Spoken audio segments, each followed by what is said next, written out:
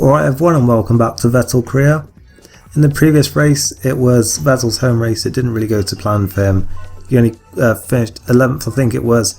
Didn't score any points, and yeah, his championship hopes are not looking too good at this stage. 26 points behind with just 6 rounds to go. So yeah, he's gonna have some good fortune if he's gonna take that championship. We're heading out to the Hungarian Grand Prix, and here's what happened in qualifying.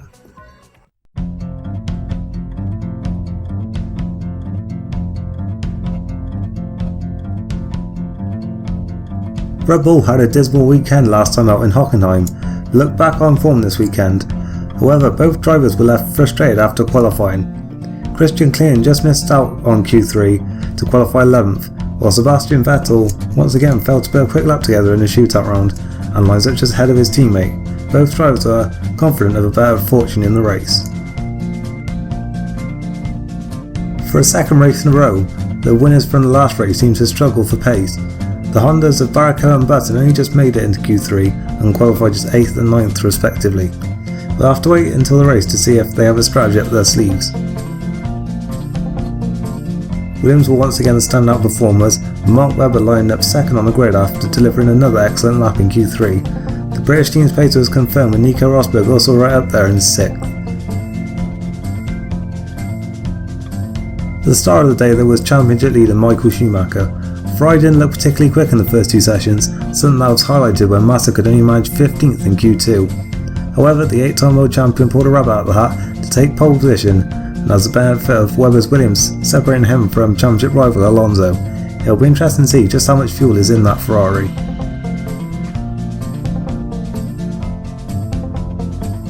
So here is the grid then for the Hungarian Grand Prix, and it's Michael Schumacher who takes pole then, and the Williams team will be delighted there with Webber up in second.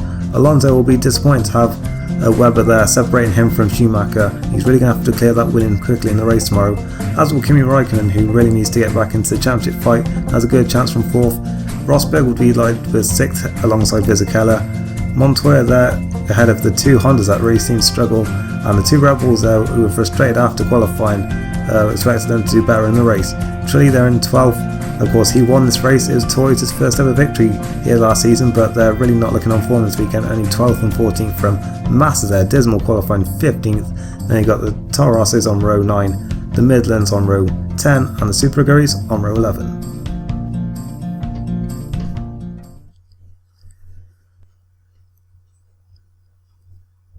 Here we are then on the grid, and it's going to be a tough drive from that. From 10th, but he did get a good result here last season, as the lights coming on now.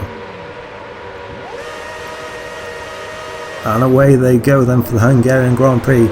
Looks like Vettel did have a good start there, but everyone in front of him seemed to be quite slow away. He couldn't really go anywhere, but it does look like he's got away well now. Barrichello also with a good start in front of him. Vettel's going to look up the inside, and Barrichello looking at the road. In fact, there's Vettel tried to go 3 wide there with Rosberg and Montoya. Montoya lost out really, and Rosberg's down to 7th. Barrichello's made a good start, as has Vettel done. They've both made it 2 places each then, 6th and 8th now respectively for them, and heading around turn 3 now, and Vettel right in behind Rosberg now. He in the slipstream.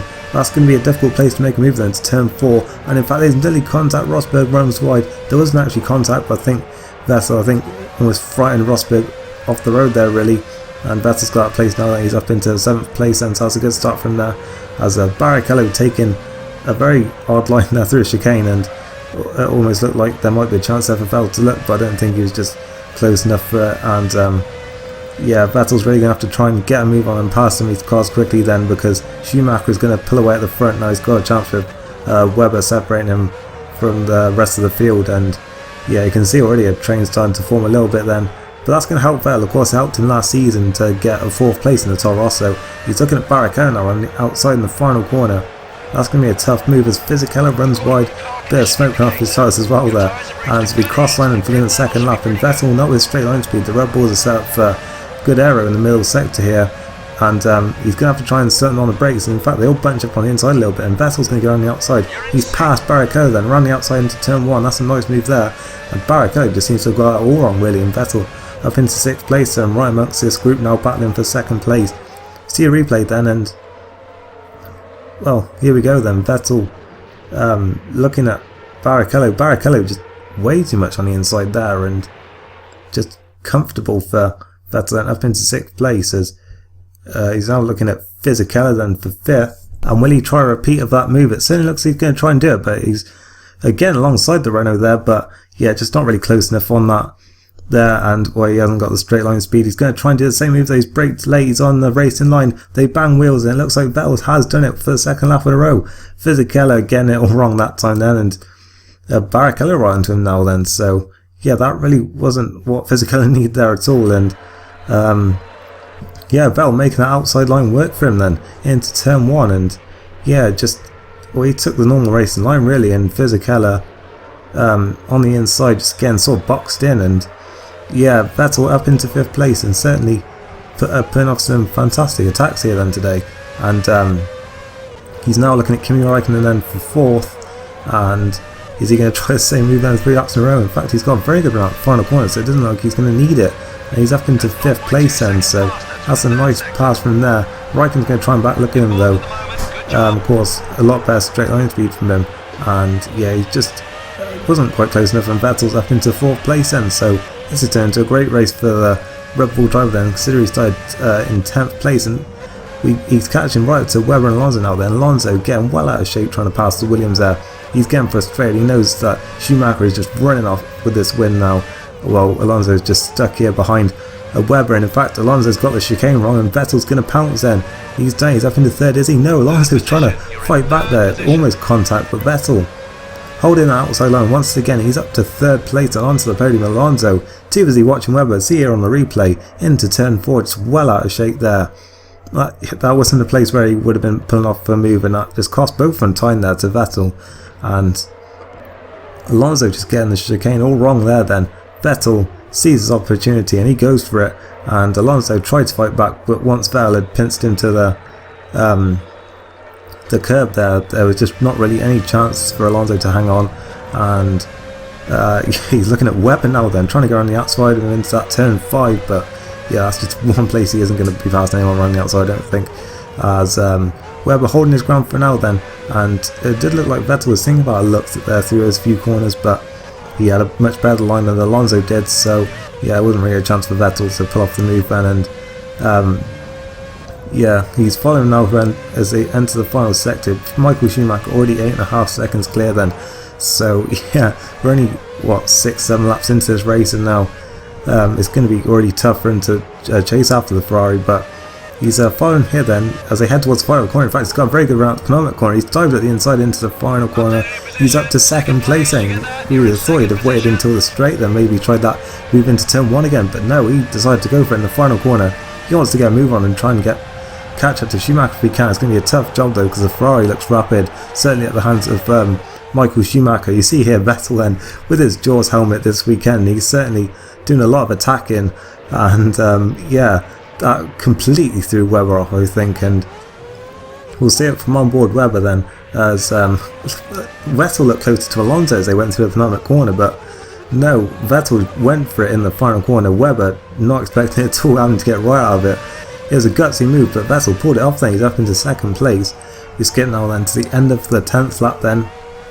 Well, the final corner comes in, Schumacher was pulling out more of a gap, but then he pits there a lap earlier than Vettel, which is a little bit interesting. So Schumacher was light, but not that light. Only 1 lap lighter than Vettel, and heavier than Alonso, would actually come in a bit earlier than that. So yeah, that's interesting. And now on the next lap, Vettel comes in for a stop now then. So probably not going to be any chance of him getting anywhere near Schumacher, but still, if he can consolidate at 2nd place in the stops, then that's going to really help him out a lot. And there's been a problem with the fuel, in fact, and not sure what's gone on there, but it seems to cost him a bit of time here, and in fact I think it cost him about a second overall. So yeah, that's not going to have done any favours, but I don't think it's really going to cost him a position. Fisichella stayed out a lap longer though, so he's going to have to watch out for him, but yeah, Vettel's still a fair way behind Schumacher. I don't think that would have made much difference, but he's still ahead of the likes of Räikkönen, and Alonso seems to have lost out a bit in these stops as well then. And now Fisichella does come in, and Vettel is ahead of him then. And Fisichella, I think, is actually going to rejoin here in 3rd place, so he's made the longer strategy work out for him then. So yeah, not really working out the way Renault would have wanted to be, skipping out to the penultimate lap then, Webber had been hanging on to that position for so long over Alonso, but then he has an engine failure. Nothing else happened in the second half of this race, which was given to the penultimate lap, but yeah. Webber then, with that engine failure, and that's actually quite big for the championship then, but that does mean Alonso will be getting one extra point then today, which may not seem much, but who knows, in the final stages of this season, that could make all the difference then. As we skip to the final lap then, Vettel just had to really maintain his gap over Vettel and Raikkonen really. Schumacher pulled out a gap of nearly 13 seconds at the end. He's already taken the checkered flag then. Vettel's going to come around the final corner now then. His championship hopes are looking not too great at this stage, but still a good result here then at the Hungarian Grand Prix. There's the final results then. Michael Schumacher dominant then in Hungary, and yeah, nearly 13 seconds with his gap over Vettel in the end then, who got second over Vettel by a further second and a half. Then it was Raikkonen not far behind either. Alonso was quite a way off in fifth in the end. It just didn't work out for him today. Bit of a surprise that Renault got it wrong there. But Rosberg there up in 6th place and decent points for him. Barrichello and Montoya take the 2 final points with only just over Master and Button though. And Klein in 11th. The race just not really working out for him in the end. And yeah, held off Jarno Trulli in the closing stage of the race then, who couldn't get anywhere near that incredible win he had last season. In fact, it was a rather dismal day for the Toyota team all round really, with Heidfeld splitting them. Here's BMW, and then it was Speed there in 16th, beating the outside of the line. Albers was the last car on the lead lap. Sato, Montoni, they were all up then. And Webber was the only retirement then with only 2 laps to go, so that's a lot better reliability than we've been seeing so far this season, as Schumacher takes full 10 points then today. He extends his lead to Alonso to 8 points, and Vettel now 28 behind, so it doesn't look like he's going to be fighting for a championship this year, unfortunately. But yeah, Webber drops to 9th then, with that rather unfortunate engine failure for him. Rosberg there then in still in 13th for 6 points now then. And yeah, still quite a few cars yet to score points in the season, including the BMWs, also Vettel's teammate Klein, and Ferrari and Renault then scoring equal points then today. So that means it's still status quo then, the constructors standings, and Renault maintaining that 11-point lead. McLaren's starting to look a bit threatened by Honda there then, but not really that close yet. And there's not really much other changes. I think Williams have overtaken Toyota though, yeah, in the battle for 6th place.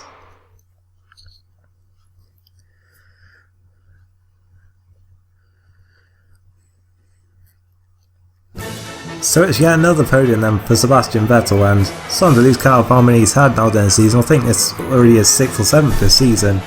And yeah, championship hopes are fading, but it's still been a very positive season for the young German driver.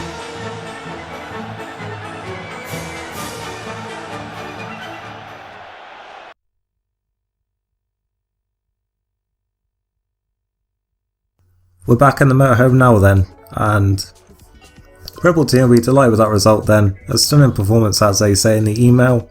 And yeah, they're very happy with that then. The team behind him 100%. Should be 50-50 really, but I guess not. Yeah, but we're skipping time now then. And we're now looking ahead then to the Turkish Grand Prix. Can McLaren win it like they did last season? We'll have to find out next time. But if you did enjoy this race, make sure you leave a like. Once again, I'll leave a link to that Q&A that I'm going to be doing soon. And I'll see you next time then for the Turkish Grand Prix. Thank you for watching, and goodbye.